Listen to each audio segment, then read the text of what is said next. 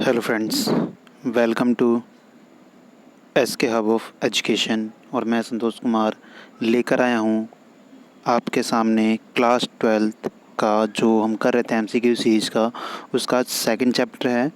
ठीक है, second chapter करेंगे। हमने ऑलरेडी फर्स्ट चैप्टर कवर कर लिया है।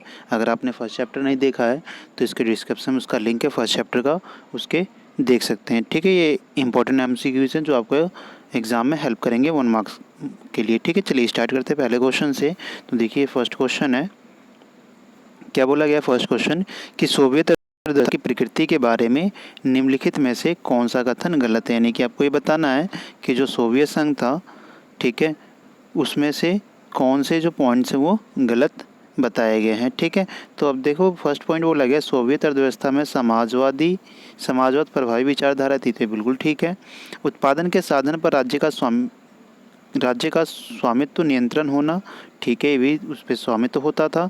जनता को आर्थिक आज़ादी, तो ये जो पॉइंट है आर्थिक आज़ादी ये नहीं थी, तो इसका आंसर क्या हो जाएगा, जनता को आर्थिक आज़ादी नहीं थी। जबकि जो सोवियत अर्थव्यवस्था है वहाँ पे क्या था, समाजवाद का प्रभाव देखने को मिलता था, राज्य का स्वामित्व था। ठीक है, और हर तरह के जो नियंत्रण होते थे, नियोजन होते थे, वो राज्य के द्वारा किए जाते थे। ठीक है बच्चों, तो ये आपका था फर्स्ट क्वेश्चन। चलिए अब सेकंड क्वेश्चन देखते हैं हम। देखिए सेकंड क्वेश्चन क्या है आपका, सेकंड क्वेश्चन है कि निम्नलिखित में से कौन सा सोवियत संघ के विघटन का परिणाम नहीं है। यानी आपको ये बताना है कि जो पॉइंट्स दिए हुए हैं 4, इसमें से कौन सा जो है वो सोवियत संघ के विघटन का परिणाम नहीं है। ठीक है, दोबारा क्वेश्चन रिपीट हो गया है। ठीक है, देखो फर्स्ट पॉइंट बोला गया है कि संयुक्त राज्य अमेरिका और सोवियत संघ के बीच विचारधारात्मक लड़ाई थी। तो बिल्कुल सही बात है। ठीक है, ये था स्वतंत्र राज्यों के राष्ट्रकुल का जन्म हुआ। तो ये भी बिल्कुल सही बात है। ठीक है, विश्व व्यवस्था का शक्ति संतुलन में बदलाव हुआ। तो ये भी सही है। ठीक है, जब सोवियत संघ का विघटन हुआ तो उसके बाद हमें एक शक्ति संतुलन में परिवर्तन देखने को मिलता है। ठीक है, लेकिन मध्य पूर्व में जो संगठन है ये नहीं था। तो ये पॉइंट जो होगा हमारा गलत हो जाएगा। ठीक है, चलिए नेक्स्ट क्वेश्चन देखते हैं। थर्ड क्वेश्चन क्या कह रहा है कि जो दो ध्रुवीय विश्व के पतन का मुख्य कारण था। यानी कि आपको ये बताना है कि दो ध्रुवीय जो विश्व था, यानी कि एक तरफ जब यूएसए था और दूसरी तरफ यूएसएसआर, तो जब ये दोनों का विघटन हो गया तो उसके मुख्य कारण क्या थे। ठीक है, तो देखिए शीत युद्ध की समाप्ति हो गई, बिल्कुल सही बात है। इन दोनों के साथ ही शीत युद्ध खत्म हो गया। गुटनिरपेक्षता की भूमिका रही थी इनको खत्म करने में। ठीक है, सोवियत संघ का पतन हुआ। ठीक है, और उपरोक्त सभी, तो इसका आंसर क्या हो जाएगा, उपरोक्त सभी। ठीक है, सारे ही पॉइंट राइट हैं। नेक्स्ट क्वेश्चन देखते हैं, फोर्थ क्वेश्चन।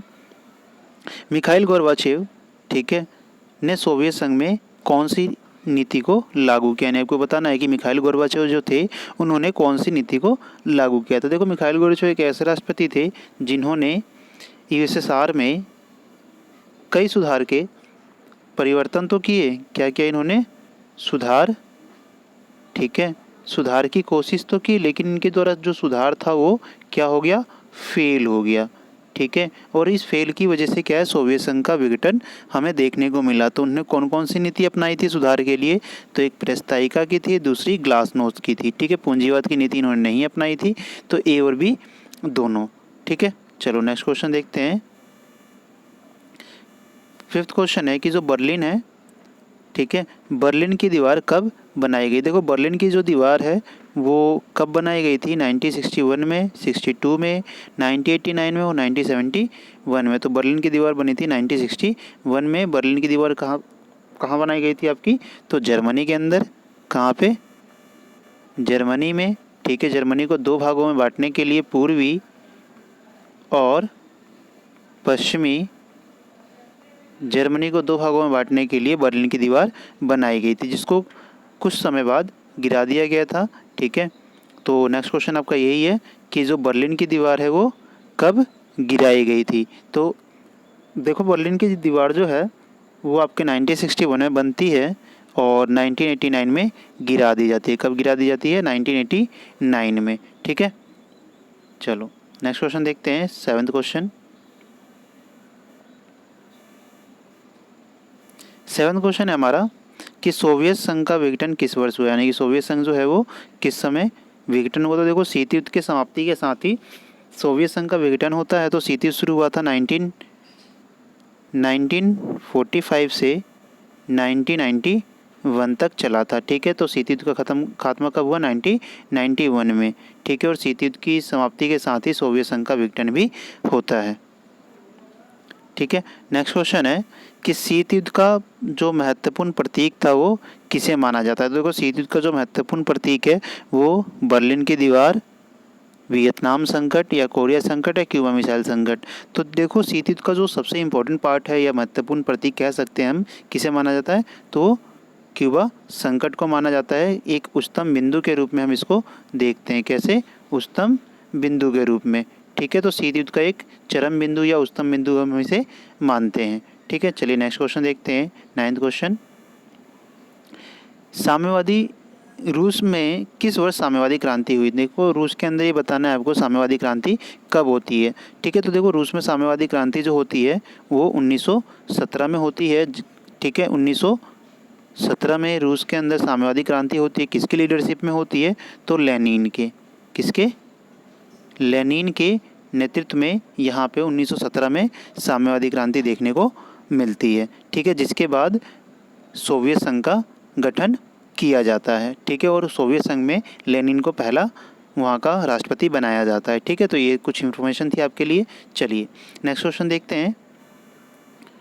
ठीक है, देखो नेक्स्ट क्वेश्चन क्या है बच्चों आपका, कि जो सोवियत संघ की समाप्ति की घोषणा किन राज्यों ने की थी? ये बताना है कि सबसे पहले जो सोवियत संघ था उसकी समाप्ति की घोषणा यानी उसके विघटन की घोषणा किसने की थी? क्या वो रूस और लातविया थे, या बेलारूस और यूक्रेन थे, या यूगोस्लाविया पोलैंड थे, या रूस, बेलारूस और यूक्रेन थे? तो देखो, उस समय सबसे पहले रूस, बेलारूस और जो यूक्रेन थे, इन्होंने सोवियत संघ की समाप्ति की घोषणा की थी। ठीक है, देखिए नेक्स्ट क्वेश्चन जो आपका है। ठीक है, प्यारे बच्चों, समझ में आ रहा है सभी को क्वेश्चन?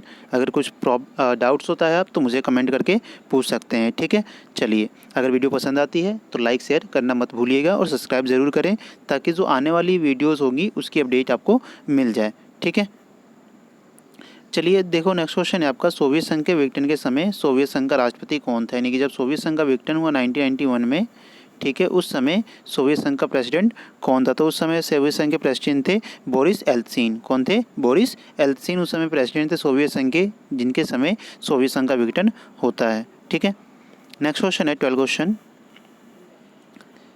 शॉक थेरेपी के कारण नहीं है। नहीं, आपको ये बताना है कि जो शॉक थेरेपी है उसका कारण नहीं है। देखो, शॉक थेरेपी कब अपनाई जाती है?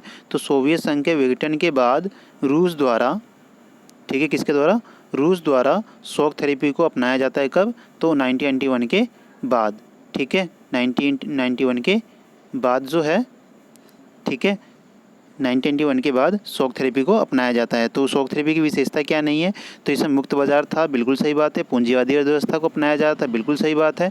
आघात पहुंचाकर उपचार करना था इसमें, तो ये भी सही बात है। लेकिन निजी फॉर्म को सरकारी फॉर्म में बदलना नहीं था, तो ये गलत है। ठीक है, और ये गलत है तो यही सही है, क्योंकि आपसे पूछा गया कौन सा कारण नहीं है। तो इसका आंसर क्या हो जाएगा आपका? इसका आंसर हो जाएगा डी।